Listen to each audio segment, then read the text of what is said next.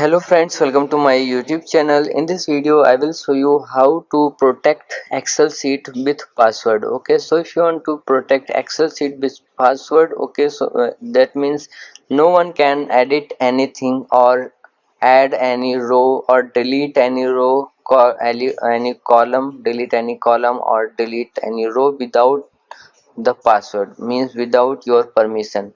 So what you have to do for to protect this sheet, you have to just select all the sheet. Okay, then here you will see format option.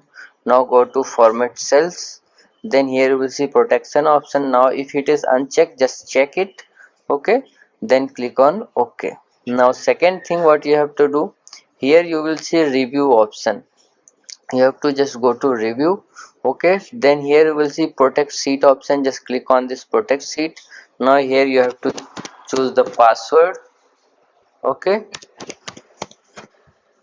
then here you will see allow users of this sheet. Okay, so you can select anything if you want that user can do.